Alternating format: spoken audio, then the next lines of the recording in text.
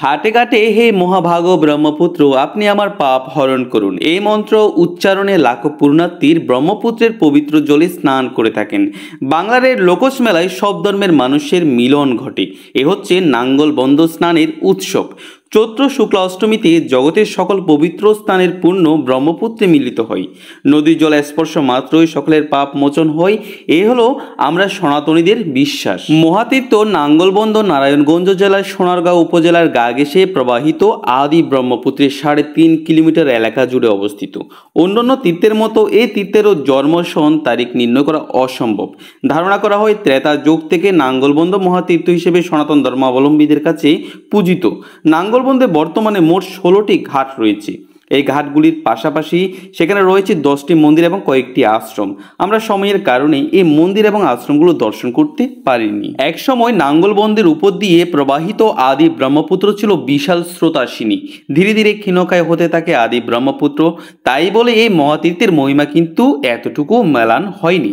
প্রতি বছর চৈত্র মাসের অষ্টমী তিথিতে এখানে পূর্ণ স্নানের জন্য সমবেত হন লক্ষ লক্ষ সনাতন ধর্মাবলম্বী নর নারী। সবার পরশে পবিত্র করা তীর্থনীরে অবগাহন করে মানুষ কলস মুক্ত হয়। তো আমি আর লিটন দা চট্টগ্রামের সীতাকুণ্ড থেকে রওনা দিয়েছিলাম সেই ভোর 5টায় নাঙ্গলবন্ধ স্নানের ব্রহ্মপুত্রের উদ্দেশ্যে। ঢাকা চট্টগ্রামের মহাসড়কের পাশ ঘেঁষে কিন্তু রয়েছে ব্রহ্মপুত্র নদ।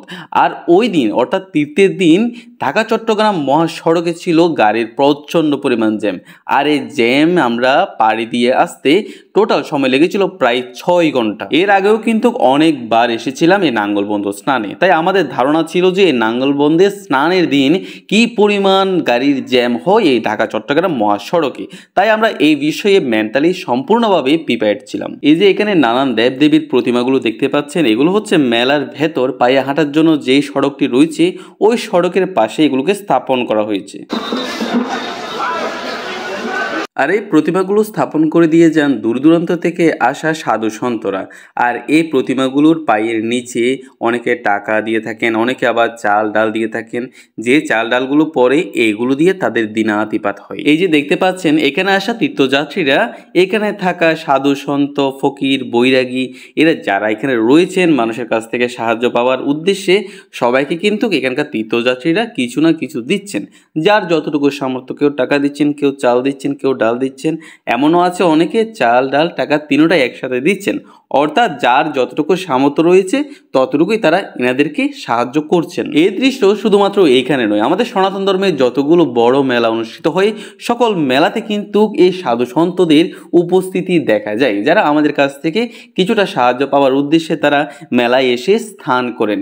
এরা এসে অনেক দিন কিন্তু থেকে যান, মেলা শুরু হওয়ার আগে আসেন এবং মেলা শেষ হওয়ার পরে তারা এই স্থান ত্যাগ করেন। এই স্থানগুলো হচ্ছে ব্রহ্মপুত্র নদের ঘাট, যেখান দিয়ে তীর্থযাত্রীরা নেমে স্নান করছেন।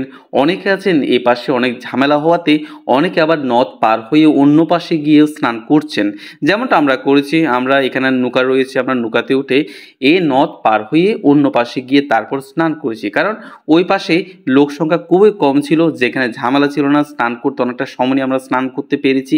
ওই উদ্দেশ্যে আমরা এখান থেকে নৌকা নিয়ে তারপর ওই পাশে পার হয়ে গিয়েছি। এখানকার নৌকা জনপ্রতি 10 টাকা করে নিয়েছিল আমাদের কাছ থেকে।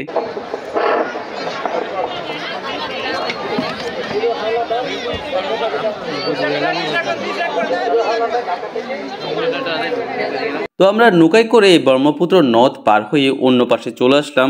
এই পাশেও যথেষ্ট পরিমাণ মানুষ ছিল, তবে ওই পারের তুলনায় এই পাশে অনেকটা কম ছিল। এই পাশে চলে আসাতে আমাদের জন্য বেশ ভালো হয়েছিল, কারণটা হচ্ছে আমাদের প্রচণ্ড খিদা লেগেছিল। আমরা স্নান করলাম, জামা কাপড় পরিবর্তন করলাম, করার পর এই যে দেখতে পাচ্ছেন এই পাশে আপনার প্রসাদের আয়োজন করা হয়েছিল। আমরা একেবারে প্রসাদ নিয়ে তারপর এখান থেকে একটা নৌকা নিয়ে সোজা চলে গেলাম আমাদের আবার শেষ গন্তব্যে। আমরা এই ব্রহ্মপুত্র তীর্থ শেষ করে সোজা চলে যায় বারোদি শ্রী শ্রী লোকনাথ ব্রহ্মচারী সেবা আশ্রমে। তো আমার পরবর্তী ভিডিওতে দেখতে পাবেন বারোদি শ্রী শ্রী লোকনাথ ব্রহ্মচারী সেবা আশ্রম। তো সকলে ভালো থাকবেন, সুস্থ থাকবেন এবং নিজেদের খেয়াল রাখবেন। বিশেষ করে আপনার সন্তানকে ধর্মীয় শিক্ষায় শিক্ষিত করে তুলবেন, যাতে বড় হয়ে ধর্মান্তরিত হয়ে আপনাদের নিজেদের মুখে চুনকালি না লাগায়।